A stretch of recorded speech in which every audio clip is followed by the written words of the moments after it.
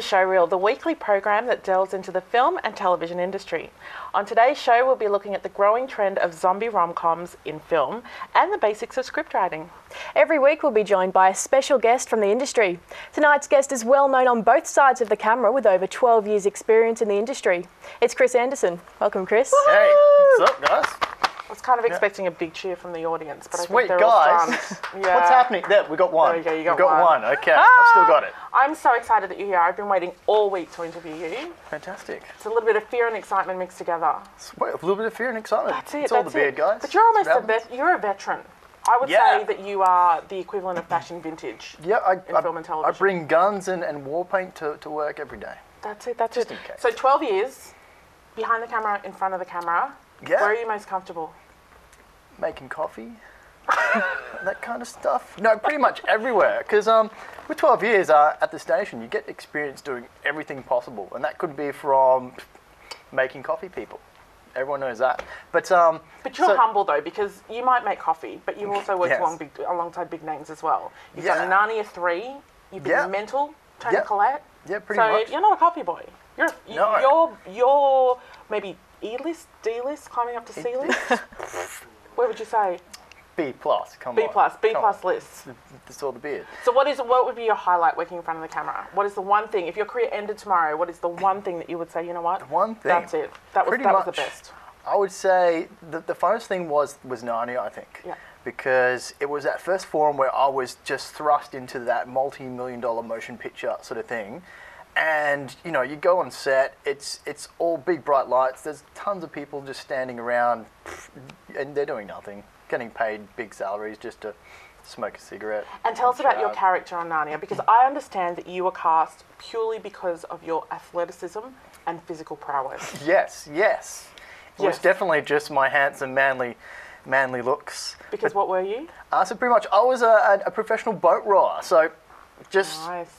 Doing this, channeling from the 80s dance moves, all that kind of stuff. So pretty much I was like a soldier. So I'm in the boat rowing it. Yeah. I get yelled at by an animated mouse. It was really an Asian guy, but we won't go there. But it was really cool because like we got on set and mesmerized by like the fiberboard, which is supposed to be wood, and you could probably touch it and break it. Yeah. But I got on set. We all sat down on to like row the boat, and I'm next to another bearded guy, and it's like non-bearded guy, non-bearded guy, non-bearded guy, two bearded guys sitting together, no other bearded guys remaining. So I thought it was quite awkward just sitting there going, oh, we're the only two bearded guys sitting together. I think we may need to move.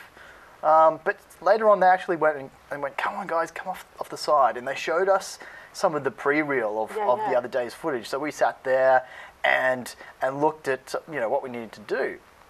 And so then, of course, we were all outside the boat at this time watching it. And then I thought, nervous pee. Oh, no. So I went off to the toilet. You didn't pee in the boat? No. Went off to the toilet and came back and got inside the boat and went, oh, wait a second. I forgot that they actually hired one extra person. And then I lost my seat. So I'm like, oh, my God. Did you miss it? I'm like, I've just gone to this big sort of forum and I went to the toilet and now I'm not going to be on a shot. I'm not going to get a go. All because of the nervous pee. Damn, nervous pee, And so your advice out there for anyone who's going into a massive motion picture. Yeah, get that really nervous exciting, pee out of the way. Get the nervous pee done. Yeah, nervous pee done. And so I was watching the scene go on, pretty much they had an animated like face of a monitor, a guy in a big suit kind of thing going on. And it's really cool. I'm like, oh, damn. Kind of sucks. But what happened was the actual guy who was the director and that sort of thing changed everyone around. Because I thought, okay, we'll just get an extra shot just to see what works better. Yeah. Because you could just work better. And then they went, okay, sit there. And I'm like, sweet. I got in shot for 2 out of 3. And I thought, well, I've got to make it look really realistic. And I always loved the method kind of acting sort of thing. So the guy next to me, every time he's pulling, I'm pushing him. So we're actually battling with this thing. And if you're in a high C and you're battling it makes you look like you're realistically doing stuff. So you're really not heading for the Olympics in rowing anytime soon? Oh, I'm there, I tell you. But you'll go rowing in the other direction. Because of that, I think it looked a bit more realistic just for us. They used our shots instead, and then I got that sort of big front-on shot for the scene where you just can't miss me. And where did you film Narnia? That was Warner Road show. Wow. At Gold Coast. Now, Sandra's mentioned that you worked in front of and behind the camera. What are some of your production highlights? Production, wow. I've been doing it for 12 years. I started off doing a show called Masterclass in Oils. It's with a guy who wore a hat like painting. Don't tell us you paint as well. Oh, he was a painter. Oh, he was a painter. And the coolest thing was every time that he was explaining how to paint, it always sounded like sexual innuendo, which was quite funny. But now I'm doing a show called Town Brisbane. Yeah. We go to events, places, film anything from fashion to music to Because there's martial heaps going on in arts. Brisbane, and I think a lot of people who live in Brisbane, you know, you sort of get into a bit of a routine. You do the same thing. You do the Saturday morning shop. You go home. You take the kids to sport, or you do what you usually do. But there's a lot to see and do in Brisbane, and you guys discover some really cool stuff, don't you? It's amazing how much stuff there is. Like, Yeah. I have to turn stuff down all the time because it's just too much.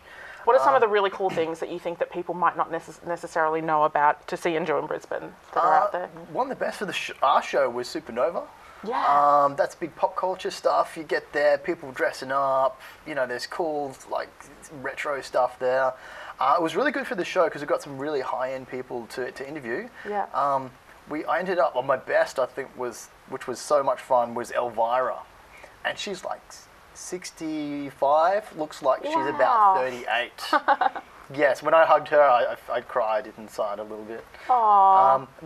I also interviewed Luke Perry Yep. from back 90210 days. Wow. He was a legend, and the coolest thing was he's only ever done 4 interviews in his whole life, Is that because and he's I was only number 5. So Is I'm that like, because he's only "Sweet, done tick 90210? on stuff done, yes. Yeah. And I said, "Oh, my sister loves you," and he looked at the camera and went, "Hello, sister." And my Nice. sister just sort of just. So how'd your sister? My sister would have loved that. It hasn't been on air yet, guys, but yeah, check it out. Now, we're running a little bit short on time, but I Yep. did want to ask you, one of my favourite Australian films of all time is Mental with Tony Collette. Yeah. It is so funny. It's an absolute cracker. You were in it. Yeah, crazy. Tell us about that. Crazy mental patient. And you know, guys, I see some similarities. just be myself. Yeah. How do you get a gig like that? Do you have to audition? You did actually have to audition, but since I knew the casting director in Brisbane, great guy, Bud Hopes, and I worked with him on Narnia. Since Yeah. he knew I could do the stuff, they needed do a guy crazy. who was on set, knew what he was doing, Yeah. knew etiquette, Yeah. could do acting. Pretty much he just chucked me on without an audition, and I did about a week's work. You can see me in that, hair down, just look like Jesus. That's Crazy crazy. Jesus-looking mental patient. That's crazy. And did you work with Tony? Yeah, I'm in a couple of scenes with Tony. Yeah. You can see me in the background of one of hers. I think I'm just Because she's playing a chess. whole lot of crazy in that movie. Yeah. Did she show she's you up? good. Yes. Yeah. I remember there was an extra standing right next to us, and there's a big fight scene at the end, which I kind of got in, and she was like right behind us, just on the side, and we're all That's the fight at the all cafe, tackling. right? No, it's Is it right at one? the end. Right. Oh, at the end. yeah, on the pier. Mhm. And it's actually in the asylum when these two people one's gay, one's not, and she's on the side and she just like smacked this extra so She's hard. She amazing. threw it out of the way and she She's came in the shot. It amazing. was great. I wanted to Well, high listen, five her. that's all we've got time for. Unfortunately, that's all we have time for now, but we'd love you to stick around. Can you stick around with us? Sweet, yes. Excellent, because coming up next, we'll be looking at the growing trend of zombie rom-coms, so stay tuned.